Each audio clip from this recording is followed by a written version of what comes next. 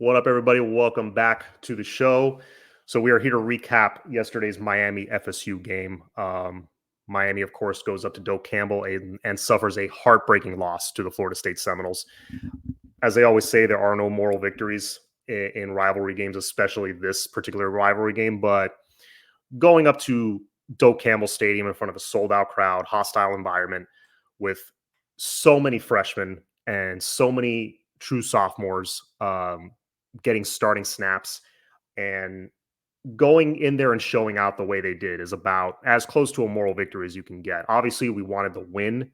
It sucks that we didn't get the win. But you know what? There are, I believe, quite a few positives you can take out of it, big picture wise, for this program. There are some negatives as well, and we will dive into that. But before I do that, I'll just do my quick recap, just kind of go through the game itself. And before I start that, please don't forget to hit the like button, hit the subscribe button. Now, the game itself. So we start off FSU, with their scripted drives that they like to start the game with, and they started off hot. They jumped out to a relatively quick 10-0 lead. It looked like things were going to potentially unravel for us early. It looked like it was going to be a repeat of last year. Andy Borregales, we get some kind of a drive going. Great play by Jacoby George. By the way, Jacoby George, bravo, my friend. You had the game of your life yesterday. In Doak Campbell, 5 catches for like 150 something yards. I don't know what the final tally was. He had both touchdowns for Miami. He played a tremendous game. That guy's a big time playmaker, and hopefully he'll come back next year. But anyway, so we march down the field. Big play by Jacoby George. He gets us in field goal range. Andy's first try was missed. They showed the replay.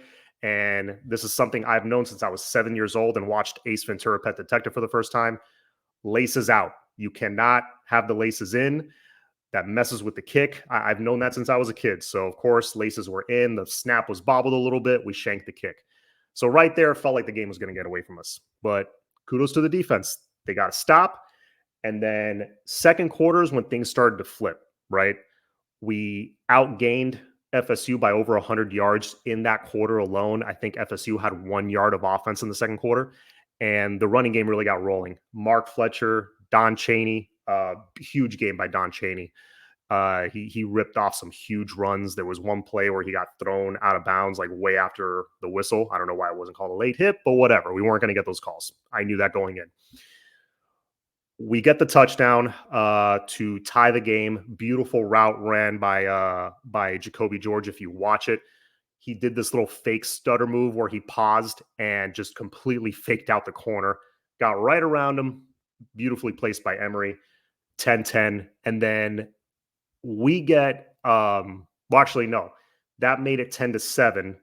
And then we get the ball back late in the half. And we end up settling for a field goal. We could have gotten the lead. This is where, again, poor clock management came into play, because we ran a play where we hit Brashard Smith on this quick little slant play, which, by the way, I don't know where that was the rest of the game. I think we could have exposed them with the heavy blitz they were coming with, but whatever.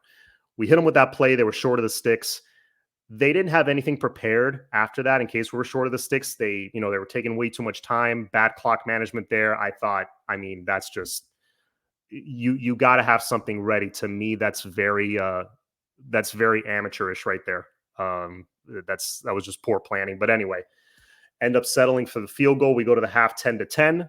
Way more than Miami fans honestly could have expected. But I think most fans were happy going into the half tied and with all the momentum, because again, the running game had gotten rolling, and our offensive line, great job by them.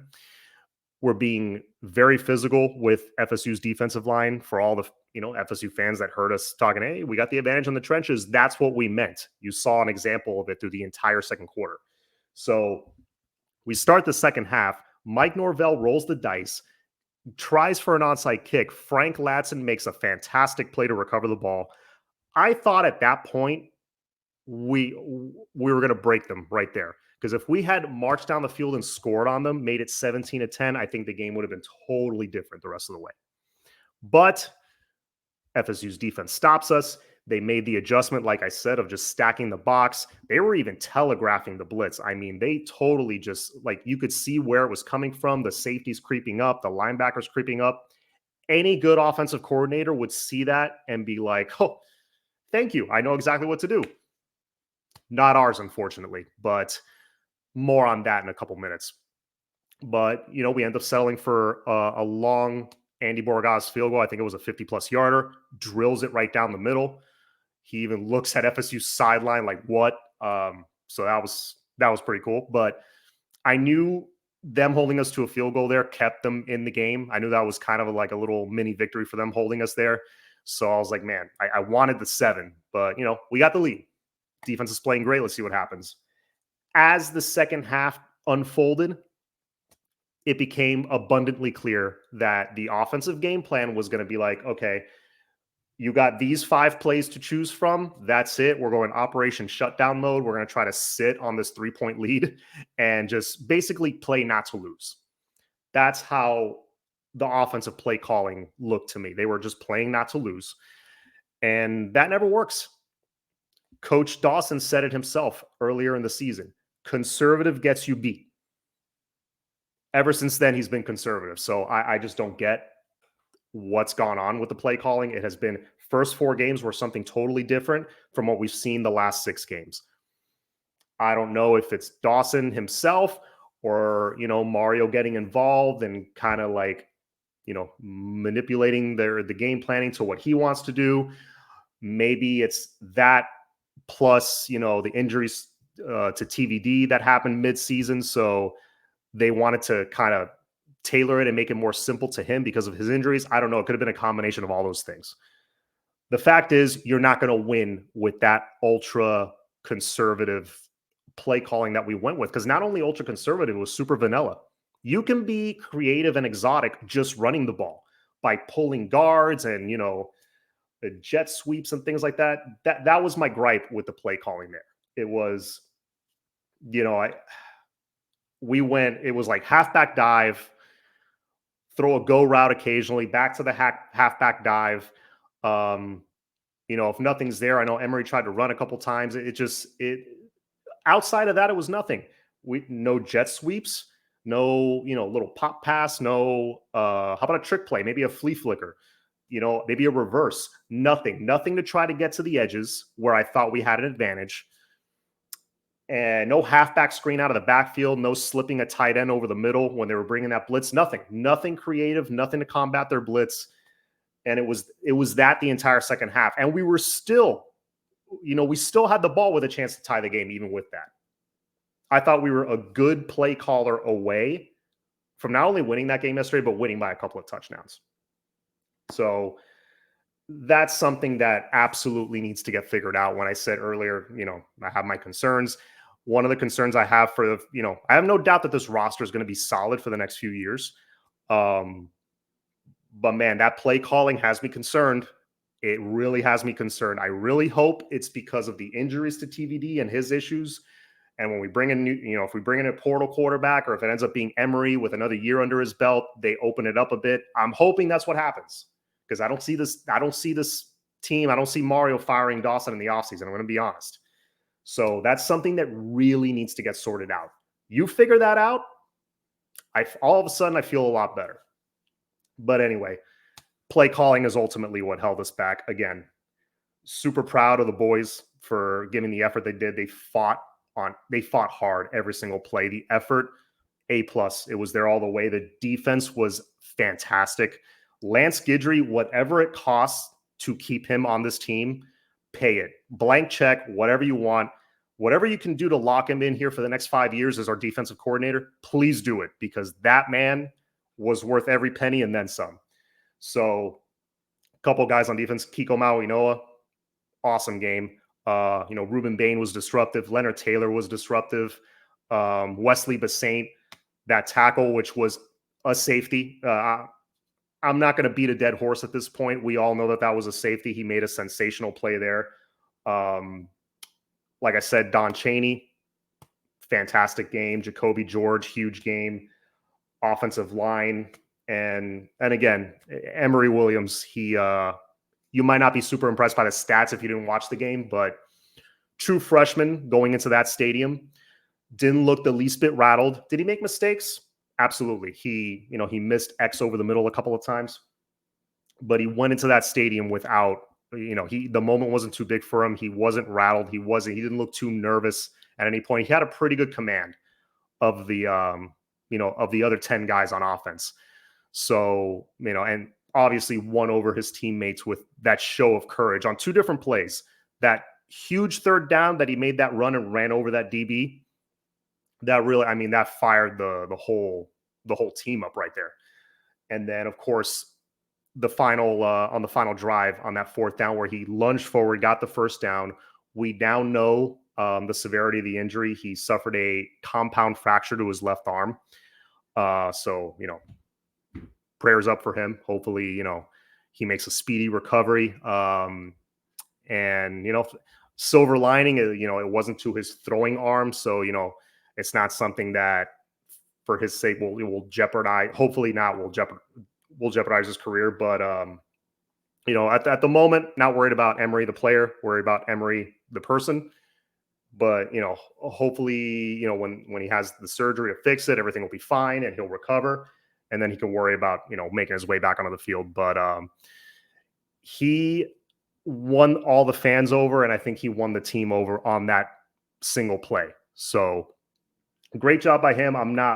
Again, you can't really, there are no moral victories, but this is one that showed me, the toughness and the fight that was missing from this program for quite a bit is back. The talent gap between Miami and FSU has closed considerably. We just need to figure out that quarterback position, and obviously the play calling. And yeah, there's quite a bit of positives you can take. But here's the thing: where do you go from here? Do you go with a TVD that's obviously compromised physically, mentally for these last two games plus the bowl game, or do you break out JB? Do you bring in Jakari Brown for these last couple of games? He hasn't played it down all season. His red shirt is preserved. He can play up to 4 games in a season and still preserve his red shirt. There's only a couple left. So he can literally play every down the rest of the season, and he still earns a red shirt this year. So I hope that's who they go with. Let's see what happens. But yeah, I think especially against Louisville and Boston College, I think, throwing him out there, it'll be exciting for the fans. He's definitely one of the best athletes on the team. So I hope that's who we go with. Again, I honestly feel for TVD. I really do. I really thought he was going to figure it out. I even thought when he came in on that final drive, this is the moment. This is the moment that he shuts us all up. He didn't. Whatever he's got to figure out, it's not going to happen during this season. He's really got to take some time, heal up, do whatever, if he has to get anything fixed, his finger is whatever, get that fixed, heal up wherever, if he hits the portal or wherever he ends up. I hope he figures it out, but I don't think it's going to be over these next couple of weeks. Now, before I go, I really got to comment on, again, I said I wasn't going to beat a dead horse on this, but I just got to comment on the buffoonery that is the ACC officials as of late. Because obviously they missed the call there on the safety. And if you want to argue the forward progress thing, if you slow down the replay, as soon as Wes Basaint hit him, as soon as he made first contact, that ball was like half in, half out of the end zone. And as far as I know, you could correct me if I'm wrong in the comments, but as far as I know the rules, the ball has to be completely out of the end zone. Same thing with the one against Clemson. The ball has to be completely out of the end zone for it to not be a safety. That was a safety and potentially a momentum shifting play that was taken away. Of course, the Don Chaney play in the Georgia Tech game, it was not a fumble. Everyone agrees it was not a fumble. Pretty much everybody except the ACC refs. And it was floated around social media today that the announced team for this game was Greg McElroy, and I'm forgetting the name of the other guy. Actually, they're a good announced team. I think Greg McElroy does a great job as the color analyst, but they were talking about how yeah, it looks to us like that was a safety. They were trying to get an explanation. And at some point in the third quarter, they explained to the fans.